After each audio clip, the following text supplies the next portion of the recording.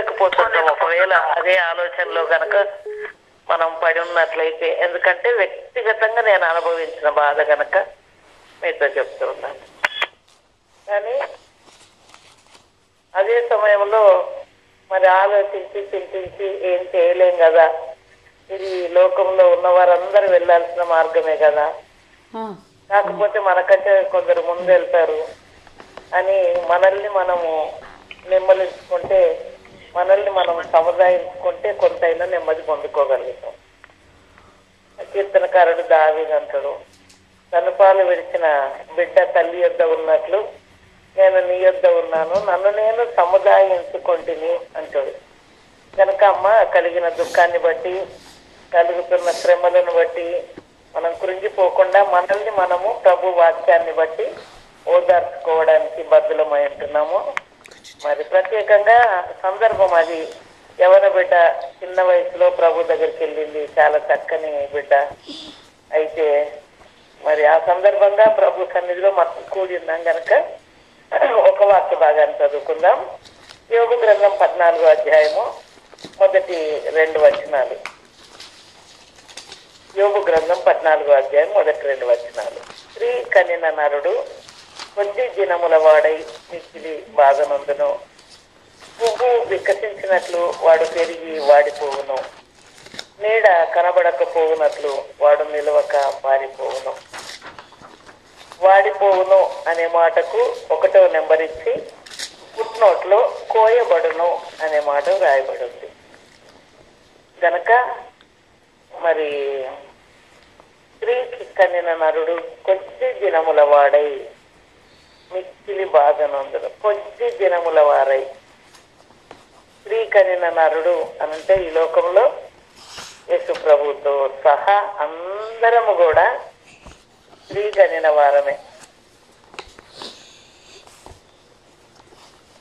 ఈ సందర్భం దేని గురించి రాయబడి ఉందంటే మరణానికి సంబంధించి రాయబడి ఉంది. అయితే మరణం గురించి చెప్తూ పుష్పానికి పువ్వుకు పోల్చి మాట్లాడుతూ ఉన్నాడు. ఒకటి, ఈ లోకంలో బ్రతుకున్న మనమందరము పుట్టిన మరుక్షణము నుండి కూడా మరణము మనల్ని అంటుకొనే ఉంది అనే విషయాన్ని మరవకూడదు. మరణాన్ని గురించి బైబిల్ గ్రంథంలో పోల్చబడ్డ వాక్యాలు ఏంటంటే, యాకోబు పత్రిక 4వ అధ్యాయంలో మీ జీవం ఏర్పాటిది అంతలో కనబడి మాయమైపోయే ఆవిరి వంటి వారే కదా. కనబడి మాయమైపోయే ఆవిరి వంటి వారం మనము. కీర్తనకారుడు దావీదు అంటాడు, పేద నుండి జారిపడేటువంటి బిందువుల వంటి వారము. అంతేకాదు మనం మంటి వారమని ఆయన జ్ఞాపకము చేసుకొని వస్తున్నాడు. అడవి పువ్వు పూయినట్లు వాడు పూయను, ఆ తర్వాత దాని మీద గాలి వీచగా అది లేకపోవును. 103వ కీర్తనలో. అలాగే 2వ సమూయేలు గ్రంథం 12వ అధ్యాయంలో ఒక మాట రాయబడి ఉంది, మనమందరం కూడా నేలను ఒలికింపబడి తిరిగి ఎత్తలేని నీటి వలె ఉన్నాము కదా. ఎప్పుడన్నా నీళ్లు నేల మీద పడిపోయినాయి అనుకోండి, తిరిగి ఎత్తగలమా? ఆ భూమి వీలు చేసుకుంటుంది. కింద పడ్డ నీళ్లు భూమి లోపలికి ఇంకిపోయినట్టే మనమందరం కూడా అంతే. ఆవిరి వంటి వారము, నీడ వంటి వారము, చేద నుండి జారిపోయే బిందువులు లాంటి వాళ్ళము, గాలికి ఎగిరిపోయేటువంటి రెల్లు వంటి వారము, నేలను ఉరికింపబడి తిరిగి ఎత్తలేని నీటి వంటి వారము. గనక అది ఎప్పుడు గుర్తుపెట్టుకోవాలి. ఈరోజు పాప సోని ప్రభునందు నిద్రించింది, కానీ ఆమె జన్మదినాన్ని జ్ఞాపకం చేసుకొని పెట్టుకునేటువంటి మీటింగ్. పుట్టిన ప్రతి ఒక్కరూ గిట్టక తప్పదు, జన్మించిన ప్రతి ఒక్కరూ తప్పకుండా మరణించాల్సిందే. యేసు ప్రభు మానవులను సృష్టించినప్పుడు మరణాన్ని సృష్టించలేదు, కానీ పాపము ద్వారా మరణం ప్రవేశించింది. ఎందుకంటే నీవు దాన్ని దినమున నిశ్చయముగా మరణిస్తావు, చచ్చిపోతావని దేవుడు ఆదామవ్వలతో చెప్తే తినొద్దన్న పండు తిని ఆజ్ఞను అతిక్రమించి మరణాన్ని తెచ్చుకున్నాడు. ఆజ్ఞ అతిక్రమమే పాపము, పాపం వలన వచ్చు జీతము మరణము. కనుక మొదటి మానవుడైన ఆదాము ద్వారా మరణం ప్రవేశించింది.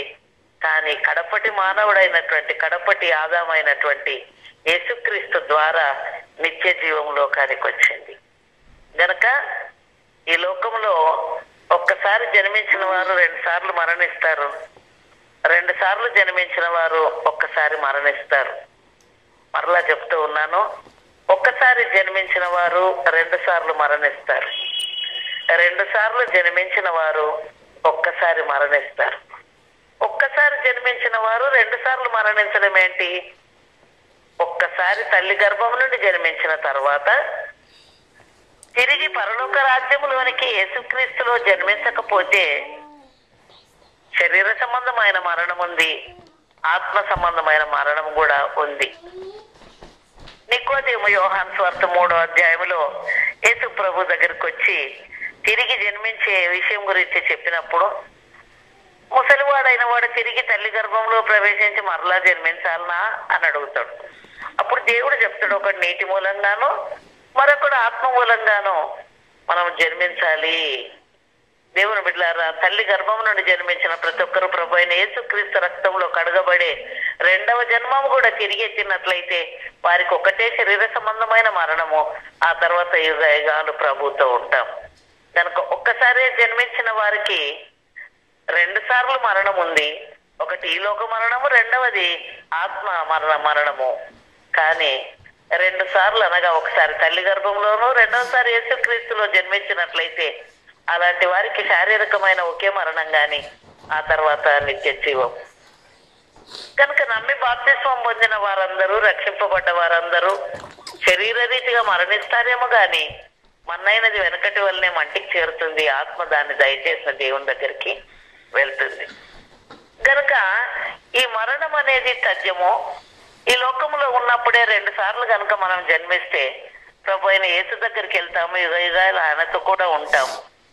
మరి సిలువ మీద దొంగకు మరణము మరి బాప్తిసం తీసుకోలే కదా అని అడుగుతుండొచ్చు, కొంతమంది అడుగుతుంటారు. ఎందుకంటే సేవలో ఉన్న గనుక నన్ను కూడా అడుగుతారు. ఇప్పుడు ప్రస్తుతం ప్రపంచం అంతా సిలువ ధ్యానాలు చేస్తూ ఉన్నారు. మా దగ్గర కూడా ఏప్రిల్ 1 నుంచి 18వ తారీఖు వరకు 18 రోజులు సిలువ ధ్యానాలు, మెడిటేషన్ ఆన్ క్రాస్.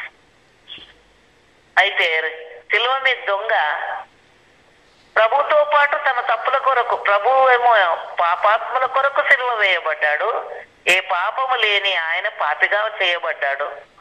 పాపాన్ని ద్వేషించి పాపిని ప్రేమించిన దేవుడు మన కొరకు ఆయన సిలువనెక్కాడు యేసు ప్రభు.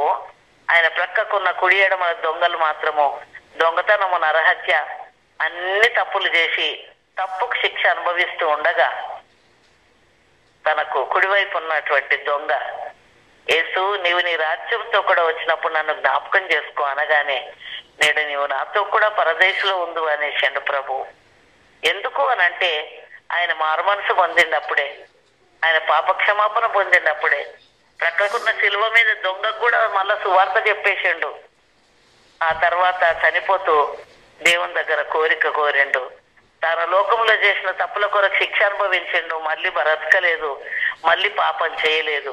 కనుక ఆయన పాపాలకు శిక్ష ఆయన భరించి ఆయన పరదైస్కి వెళ్ళిపోయాడు. ఒకవేళ ఈ రోజుల్లో కూడా ఎవరన్నా వాళ్ళు చేసిన తప్పుల కొరకు గనక సిలువ వేయబడితే ఆ క్షణంలో మారు మనసు వచ్చి దేవుని క్షమాపణ అడిగితే క్షమిస్తుండొచ్చునేమో.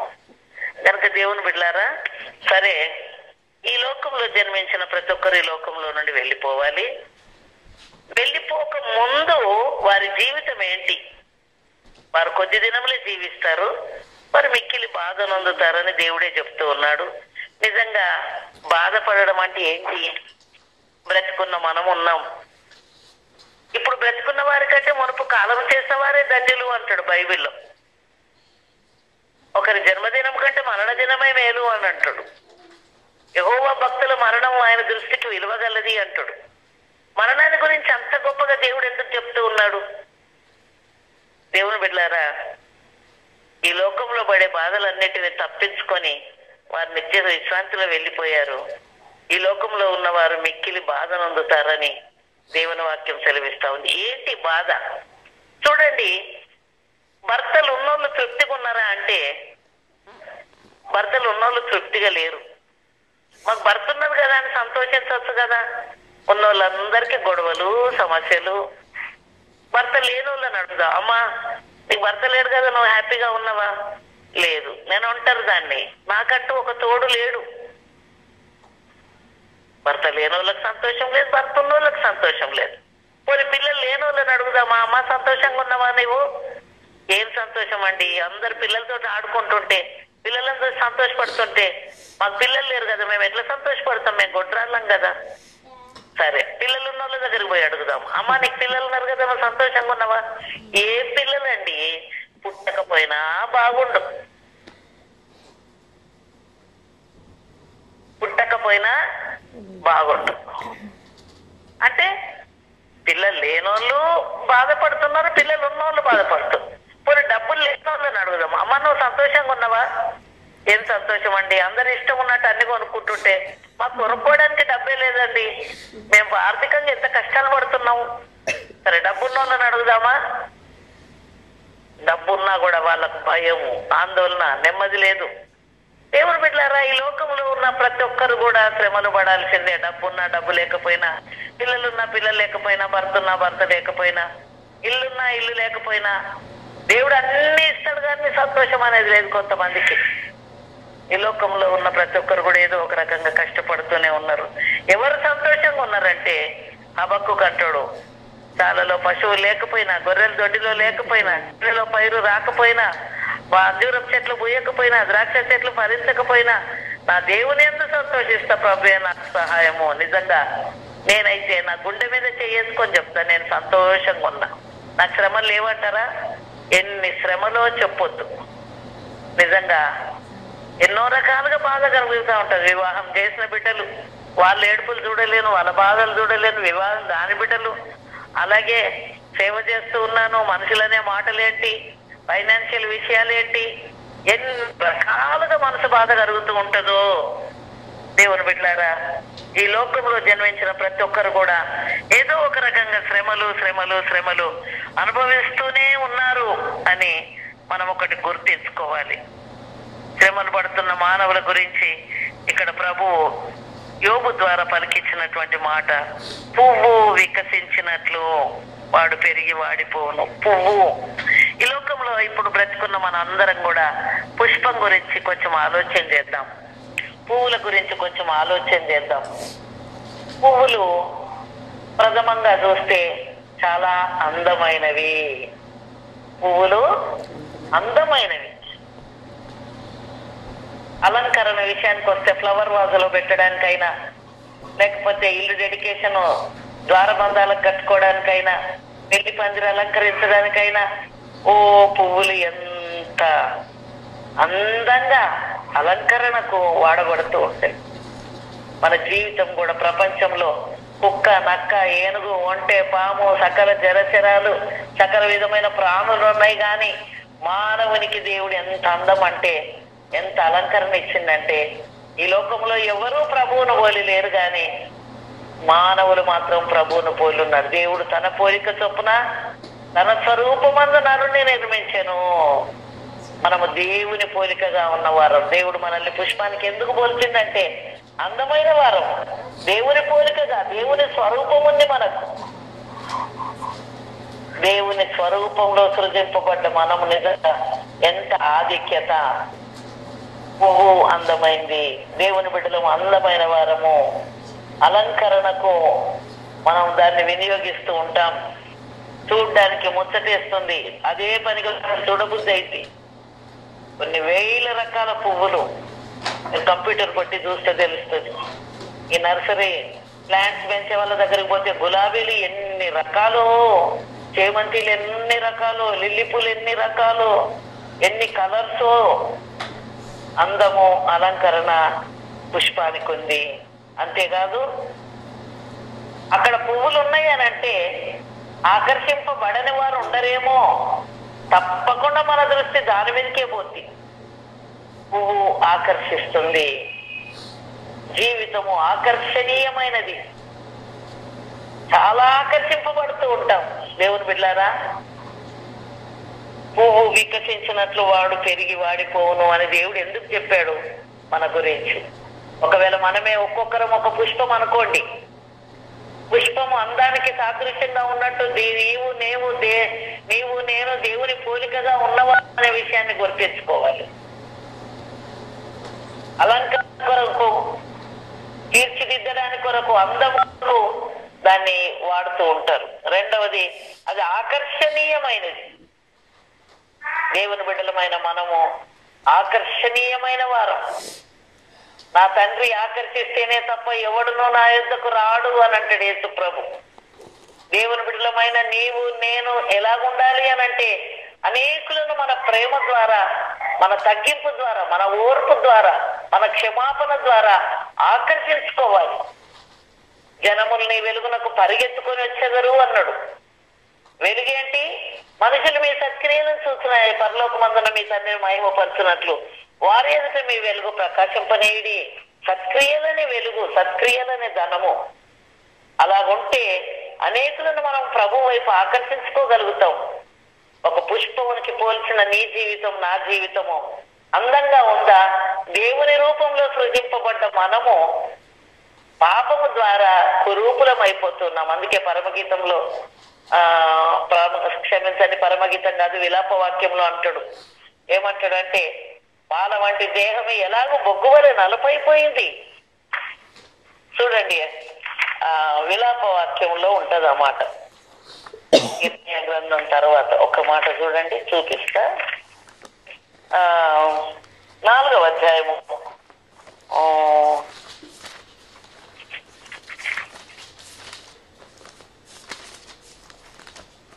విలాప వాక్యములు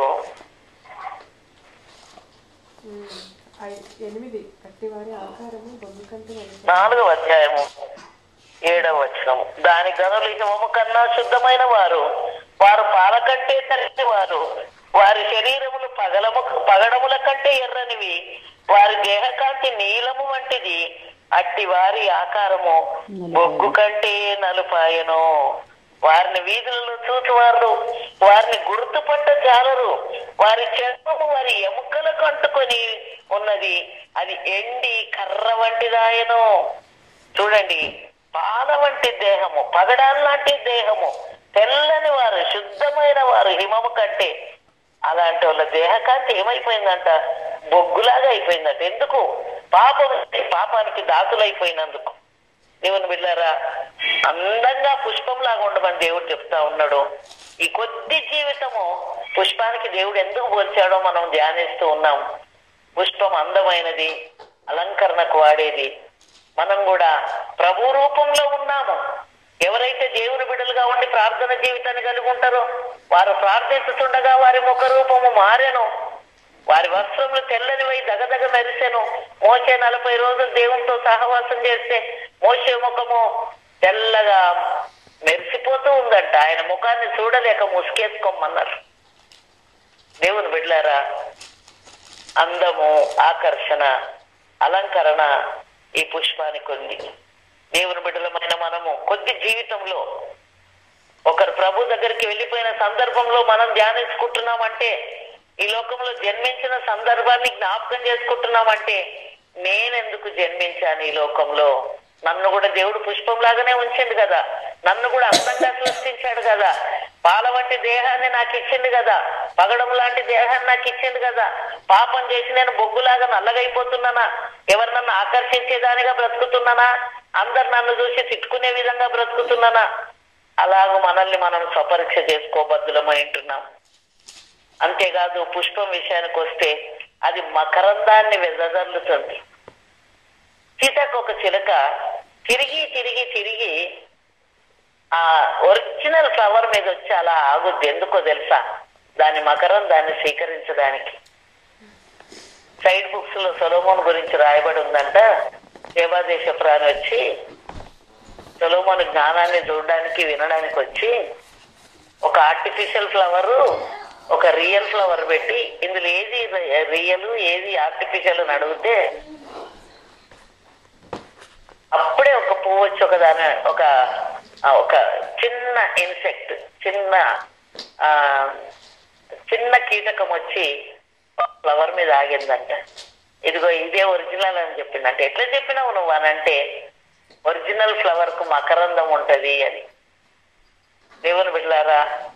మనలో మకరందం వెదజల్లాలి, మాధుర్యాన్ని వెదజల్లాలి, మనం పరిమళాన్ని వెదజల్లే వారమై ఉండాలి.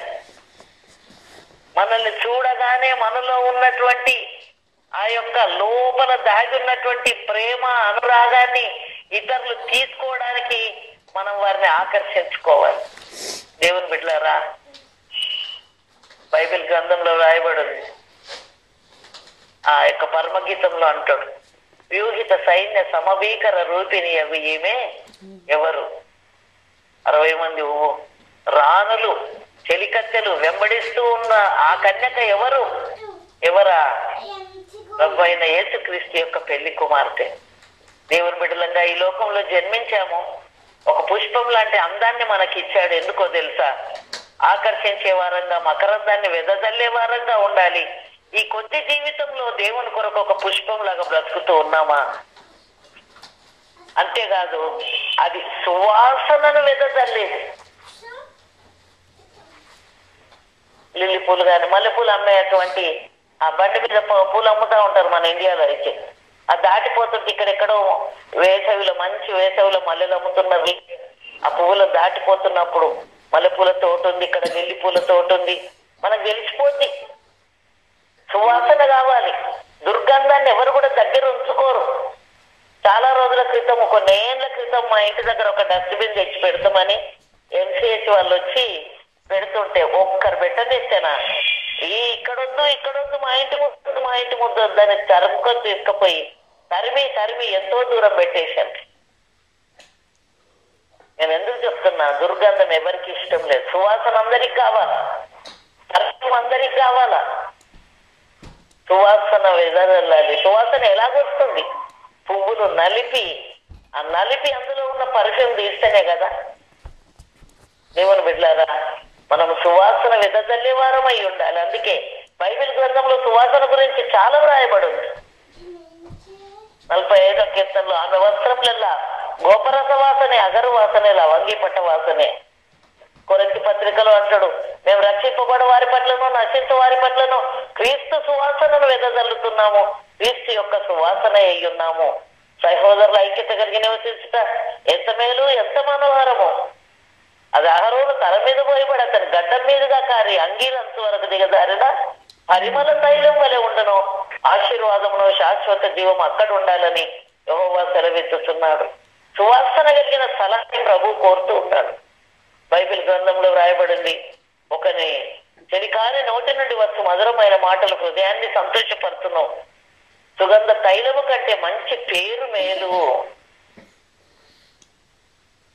దేవుని బిడ్డలారా, సువాసన వెదజల్లాలి. కొద్ది దినాలు బ్రతికినమా, ఎక్కువ దినాలు బ్రతికినమా, ఎన్ని రోజులు బ్రతికినమో కాదు, కానీ నీ జీవితాన్ని చూస్తే సువాసన వెదజల్లేదిగా ఉందా, దుర్గంధంతో కూడింది ఉందా? నిజంగా కొందరు హృదయాలు ఎంత భయంకరమైన కపటము, వేషధారణ, మోసము, అసూయ, కక్ష, కుళ్ళు, పగ, కక్ష సాధింపు. ఎందుకండి ఇవన్నీ? ఎందుకు? దేవుడు పిలిస్తే వెళ్ళిపోవాల్సిన వాళ్ళం మనం. దేవుడు మన హృదయాలను పరిశీలించే దేవుడు. చాలా ట్రాన్స్పరెంట్ గా ఉండాలి. ఇక్కడ మాటలు అక్కడ, అక్కడ మాటలు ఇక్కడ, వాళ్ళ మీద వీళ్ళకు, వీళ్ళ మీద వాళ్ళకు, ఒకరి మీద ఒకరికి. ఆమె చూసినవా ఆ చీర ఎట్లా కట్టిందో చూడు, ఈమె చూసినవా ఎట్లా తిన్నదో చూసినవా. నాకు అట్లాంటి మాట్లాడబుద్దే కాదు అసలు. ఎట్లన్నా తినని, ఎంతన్నా తినని, ఏదన్నా కట్టుకొని ఆమె ఇష్టం.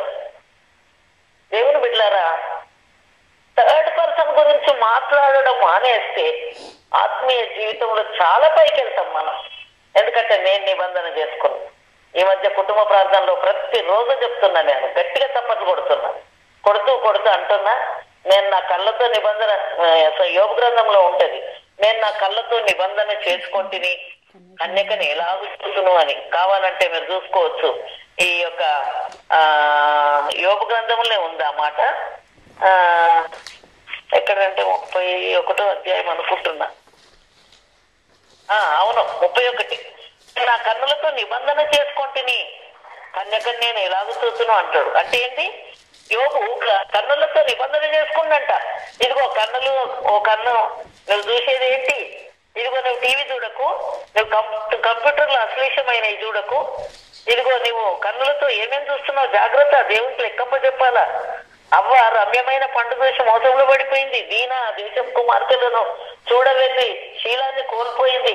కాకాను బంగారం వెండి చీనార్ వస్తువులు చూసిండు, కుటుంబంతో చచ్చిపోయింది. నువ్వెందుకు మా అట్లా చూస్తున్నావు? కన్నులతో నిబంధన చేసుకున్నామా? నేను నా చేతులతో నిబంధన చేసుకున్నా. ఏమని? సర్వజనులారా చప్పట్లు కొట్టుడనండి. నేనైతే గట్టి కొడతా నా చేతులతో పాటకు చప్పట్లు. దేవుని బిడ్డలారా, కాళ్ళతో నిబంధన, చేతులతో నిబంధన, కళ్ళతో నిబంధన, నోటితో నిబంధన. నేను మిత్తముగా మాట్లాడతా, నేను దేవునికి మహిమకరంగా మాట్లాడతా. ఇదిగో యవన బిడ్డలు ఎంతో మంది మా కళ్ళ ముందు దాటి వెళ్ళిపోతున్నారు. ఏదో ఒక రోజు మా మరణం కూడా ఉంది. ఇది లోకులందరూ వెళ్లాల్సిన మార్గం ఇది. మరి నేను ఎలాగో ప్రభు దగ్గర మెప్పు పొందుకోవాలా? దేవుని బిడ్డలారా, ఈ లోకంలో ఉన్న ఇండ్లను బట్టి, వెండి బంగారాలను బట్టి, చదువును బట్టి మనకి ఎప్పుడు కూడా తీర్పు ఉండదు. కానీ నువ్వు ప్రభు కొరకు ఎలాగ జీవించావు? క్రీస్తు బిడ్డవు కనుక క్రీస్తు అడుగు జాడల్లో నడిచినవా? ఆయన బాధింపబడినను నోరు తెరవలేదు. మనం నోరు తెరవకుండా ఉంటున్నామా? బాధింపబడ్డం అంటే వాళ్ళు 5 అంటే నేను 10 అంట, వాళ్ళు 1 అంటే నేను 20 అంట. ఎట్లా రెడీగా ఉన్నామో చెప్పు. ఇక్కడ పుష్పము చాలా సువాసన వెదజల్లుతుంది. మనం కూడా సువాసన వెదజల్లాలి. సువాసన అంటే ఏంటి అని నేను చాలాసార్లు చెప్పిన, మీలో కొందరికి తెలుసు అనుకుంటున్నా. 133వ కీర్తనలో ఐక్యత ఎదిగి ఉండడమే సువాసన. మధురమైన మాటలు మాట్లాడటమే 27వ సామెతల గ్రంథంలో మధురమైన మాటలు మాట్లాడటం సువాసన.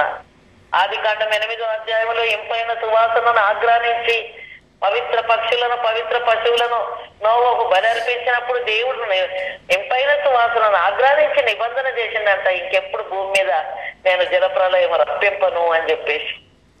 ఆగ్రానించడం అంటే పీల్చుకోవడం. ఓ ఎంత మంచి బలి, ఎంత మంచి సువాసన అనుకుంటుండంట. అవును, మన హృదయాలు అప్పుడంటే బలులు కాని, మరి ఇప్పుడు దేవా నీవు బలిని కోరువాడవు కాదు, కోరినేడలే నేను అర్పించదును.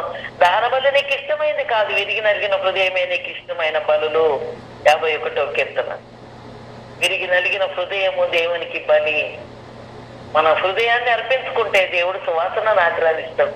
అలాగే ఫిలిప్పి పత్రిక 4వ అధ్యాయంలో ఇదిగో ఎపఫ్రోదితు వల్ల మీరు పంపిన వస్తువులు పుచ్చుకొని ఏమీ కొదువ లేకుండా ఉన్న అవి దేవునికి ఇంపైన సువాసనయు మనోహర ప్రీతికరమునైన యాగమై ఉన్నవి అని అంటాడు. ఇంపైన సువాసనాక ఏవి?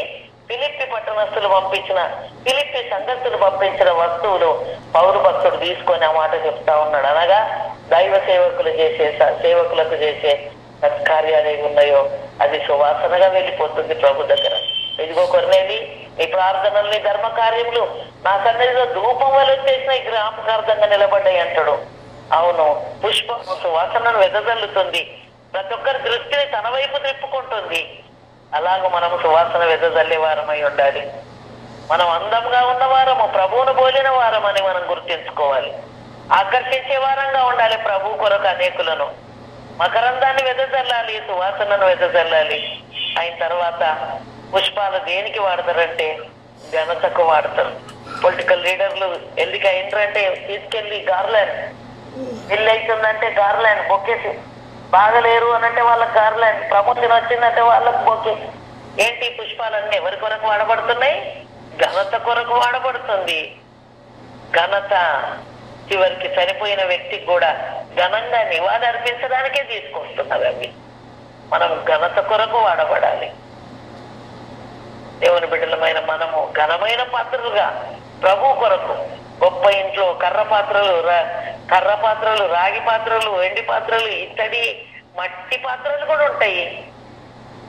అయితే మీరు వాటిలో చేరక యజమానుడు వాడుకొనుటకు అర్హమైన పాత్రగా ఉండాల. నువ్వు ఏ పాత్ర అనేది ముఖ్యం కాదు, వాడబడే పాత్ర అయిపోవాలి. దేవుడు వాడుకోవాలి.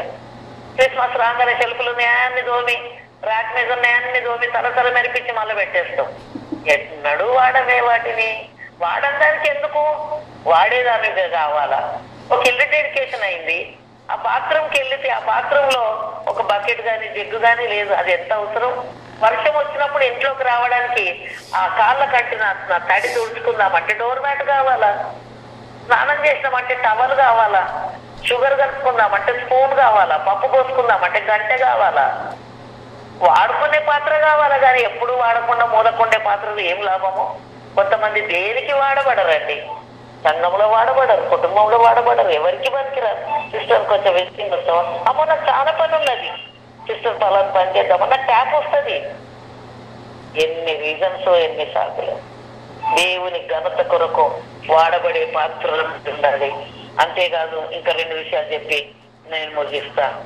పుష్పము చాలా సున్నితమైనది, చాలా డెలికేట్, అది చాలా జాగ్రత్తగా హ్యాండిల్ చేయాలి. ముఖ్యంగా గులాబీ పువ్వు అయితే ఆ గులాబీ పువ్వు రెమ్మలన్నీ రాలిపోతాయి, రెక్కలన్నీ రాలిపోతాయి. చాలా సున్నితమైనది. క్రైస్తవ జీవితము చాలా ప్రేషియస్, చాలా జాగ్రత్తగా కాపాడుకోవాలి. పువ్వుల్లో పువ్వు, గులాబీ పువ్వుకు ముళ్ళు ఉంటది. క్రైస్తవ జీవితానికి కూడా బాధకరమైన సంఘటనలు ఎన్నో అయినా పర్వాలేదు. దేవుని బిడ్డలారా, బాధపరిచే పరిస్థితుల్లో ఉన్నా, బాధ అనుభవిస్తున్న పరిస్థితుల్లో ఉన్నా, నీ ఒక దేవుని బిడ్డవు, నీ ఒక పుష్పానివి. ఈ లోకంలో తోటమాలికి ఒక తోట ఉందనుకోండి, ఆ తోటమాలి వెళ్ళి తనకి ఇష్టమైన పువ్వు తెంపుకుంటాడు. అంతేగాని ఎందుకు తెంపినవా ఎవరన్నా అడుగుతారా? ఆ తోటమాలిని నా తోట, నా ఇష్టం. ఏసయ్య పూల తోటలో మనందరం పువ్వులమే, ఎవరిని ఎప్పుడన్నా తెంపుకోవచ్చు. ఆయన నియమింపబడిన దినాల్లో ఒకటైన కాకమునపే మన దినాలన్నీ ఆయన గ్రంథంలో లిఖితమైపోయినాయి అని 139వ కీర్తనలో ఉంది. కనుక దేవుడు ఎప్పుడైనా తెంపుకుంటాడు. పాప సోనిని తొందరగా తెంపేసుకున్నాడు. పవిత్రంగా యవనంలో ఇష్టమైపోయిందేమో దేవునికి, చాలు బిడ్డ వచ్చేసే అన్నాడేమో, వెళ్ళిపోయింది అంతే. బ్రతుకున్న మనకే దేవుడు పువ్వును చూపెట్టి బోధిస్తా ఉన్నాడు. చివరి పాయింట్ చెప్తున్నా, అది చాలా కొద్ది కాలము, జీవితం కూడా కొద్ది కాలమే. 70 సంవత్సరాలు అధిక బలం ఉంటే 80 సంవత్సరాలు, 70 కూడా కాదు, రేషియో ప్రకారంగా 40 ఏళ్ళే బ్రతుకుతలేరు. దేవుని బిడ్డలారా, ఈ కొద్ది జీవితంలో ఒక పుష్పంలాగా ఉందామా? దేవుడు మనల్ని చూడగానే కోరుకునే విధంగా, సువాసన వెదజల్లే వారంగా, అందంగా మనల్ని మనం ఉదక స్నానం చేసుకొని చక్కని వస్త్రముల చేత అలంకరించుకొని దేవుడు మనల్ని చూడగానే కోరుకునే విధంగా ఈ లోకంలో బ్రతకాలి. ఒకరి మరణం మనకొక తరుణం. మనం హెచ్చరింపబడుతున్నాం, ప్రభువా ఎదుగో నన్ను అందంగా, ఆకర్షణీయంగా, మకరందాన్ని వెదజల్లేదానిగా, సువాసన వెదజల్లేదానిగా, ఘనత కొరకు వాడబడే పాత్రగా నన్ను ఉంచు నాయన. నా ఆత్మీయ జీవితాన్ని బహు సున్నితమైంది కనుక జాగ్రత్తగా కాపాడుకోవాలి. రక్షణను ఎవరు కూడా పోగొట్టుకోకూడదు. కొంతమంది కొత్త బోధలు చేస్తారు, రక్షింపబడ్డం అంటే అది పర్మనెంట్ అని. ఉండొచ్చు, నాకు తెలియదు. కానీ నేనేమంటున్నా తెలుసా, టికెట్ కొనుక్కున్నాక ట్రైన్ ఎక్కితే ఎప్పటిదాకా కాపాడుకుంటాం? అది దిగేదాకా కాపాడుకుంటాం. ఒకరోజు నేను మా మరిది మేమందరం వెళ్తూ ఉంటే ఆ జోబులో నుండి టికెట్ తీసిండు, గాలికి రయ్యమని ఎగిరి కిటికీలకి వెళ్ళిపోయి. ఇక చూసుకో మా భయం, తీసి వచ్చి ఏమంటాడో ఏమంటాడో ఏమంటాడో. టికెట్ కాపాడుకోవాలి దిగేదాకా. ఫిక్స్డ్ డిపాజిట్ చేసినాక పేపర్ తీసుకొచ్చి పడేస్తామా? బీరువాల భద్రంగా పెట్టుకుంటాం. స్థలం ఉన్నప్పుడు అగ్రిమెంట్ చేసిన పేపర్లు బయట పడేస్తామా? చదువుకున్న తర్వాత సర్టిఫికెట్లు పడేస్తామా? బహు జాగ్రత్తగా పెట్టుకుంటే దేవుడిచ్చిన రక్షణ బహు సున్నితమైంది, బహు జాగ్రత్తగా పెట్టుకోవాలి. పాపమాల్యం అంటించుకోకుండా మనల్ని మనం కాపాడుకోవాలి. కొద్ది కాలం జీవితం కొరకు గొడవలు, కలహాలు, చెడ్డ పేరు ఇవన్నీ ఏవద్దు. నా ప్రభు నన్ను గురించి ఏమనుకుంటాడు? నేను ఒకటే ఆశపడతాను, ప్రభు మెచ్చుకున్న వాడే యోగ్యుడు కానీ తను తాను మెచ్చుకున్న వాడు యోగ్యుడు కాదు. రోజర్మే అంటే ఎంత మంచిగా, న్యూజెర్సీలు అంటే న్యూయార్క్ అంటే ఏంది, నాకు హైదరాబాద్ లో అంటే ఏంది, నన్ను దేవుడు అనాలా, నాకు అది కావాలి అంతే. దేవుని బిడ్డలారా, దేవుని బిడ్డలమైన మనము పుష్పం వంటి వారము. అది కొద్ది రోజులకే వికసించి కోయబడుతుంది, వాడిపోతుంది. జీవితం కూడా అంతే. ఈ లోకంలో ఉన్నంత కాలము ప్రభు కొరకు ఒక అందమైన పనిముట్టుగా అలంకరణతో మనల్ని మనం అలంకరించుకొని పెళ్లి కుమార్తెలాగా ఆకర్షణీయంగా ప్రభు కొరకు కొన్ని ఆత్మలను సంపాదించుకొని మకరందాన్ని, సువాసనను వెదజల్లుతూ దేవుని సేవలో ఘనంగా వాడబడుతూ మన రక్షణను బహు జాగ్రత్తగా కాపాడుకుంటూ జీవితం ఒకటే జీవితము, కొద్ది కాలం జీవితము, నిత్యం ఉండాల్సిన దేవుని రాజ్యం కొరకు సిద్ధపడుతూ మనల్ని మనము ప్రభువుకు అప్పగించుకొని బ్రతుకుటకు దేవుడు మనందరికి సహాయం చేయను గాక. దేవుడు మనందరికి దీవించిన గాక. చిన్న ప్రార్థన చేసి, ప్రభు పరిశుద్ధుడా, ప్రేమ స్వరూపి, నీ పాదాలకు వందనాలయ్యా. ఇదిగో ఈ సమయంలో నాయన నీ బిడ్డలతో మాట్లాడడానికి ఇచ్చిన తరుణాన్ని బట్టి వందనాలు. సుచి వాళ్ళ ఇంట్లో చేరి బిడ్డలందరూ ఉన్నారు. సుచిని, శేఖర్ని, వారికి ఇచ్చిన బిడ్డలను మీరు కాపాడండి నాయన. అలాగే మేరీ, శ్రీను వారి బిడ్డలను మీరు కాపాడండి. రేచెల్ను, జాషువాని వారి బిడ్డలను మీరు కాపాడండి. మరి శ్రీదేవి, రామ్ ప్రసాద్ వారికి ఇచ్చిన కుమారులను మీరు కాపాడండి. మేవి సక్కను ఆయన అన్నను మీరు కాపాడండి. అక్కకున్న అనారోగ్యం నుండి విడిపించండి. రావే సంఘాన్ని మీరు దీవించండి. ఎస్టర్ సిస్టర్ని మీరు కాపాడండి నాయన. మొట్టమొదటిగా నాకు అమెరికాలో పరిచయం చేసిన నిదాసురాలు అయ్యా, నిదాసురాల్ని దీవించు ప్రభు. తన ఒంటరి జీవితంలో మీ కృపని సహాయమును దయచేయండి. అలాగే సునీతను తన కుటుంబాన్ని మీరు కాపాడండి ప్రభు. పెర్సెస్ని తన కుటుంబాన్ని మీరు కాపాడండి నాయన. ఇంకా ప్రభు నాయన శారదను తన కుటుంబాన్ని మీరు కాపాడండి. సంఘంలో ఉన్న ప్రతి కుటుంబాన్ని కూడా మీరు దీవించండి. మీ బిడ్డలకు నాకు ఇచ్చినటువంటి ఆత్మ సంబంధమైన ఐక్యత కొరకు, సహవాసము కొరకు, ప్రేమ కొరకు మీకు వందనాలు. ఇప్పుడు చెప్పిన వాక్యము స్త్రీ కన్య నరుడు కించిత ఆయుష్ కలిగిన వాడై, కొద్ది దినం రాయుష్ కలిగిన వాడై మిక్కిలి బాధను అందుతాడు గాని అడవి పువ్వు పూసినట్లుగా, పుష్పం వికసించినట్లు వికసించి ఆ తర్వాత కోయబడతాడు. గనక ప్రభా కొద్ది రోజులు జీవించే ఈ జీవితంలో ఆనందంగా, ఆకర్షణీయంగా, మకరందాన్ని వెదజల్లే వారంగా, ప్రభా తండ్రి సువాసనను వెదజల్లే వారంగా, ఘనత కొరకు వాడబడే వారంగా, సున్నితంగా నాయన ప్రభు మెప్పు పొందే వారంగా, మేము కొద్ది దినాల్లో మంచి పేరు పొందే వారంగా జీవించటకు కృప దయచేయమని యేసు నామమున ప్రార్థిస్తూ ఉన్నాను కన్న తండ్రి. ఆమేన్.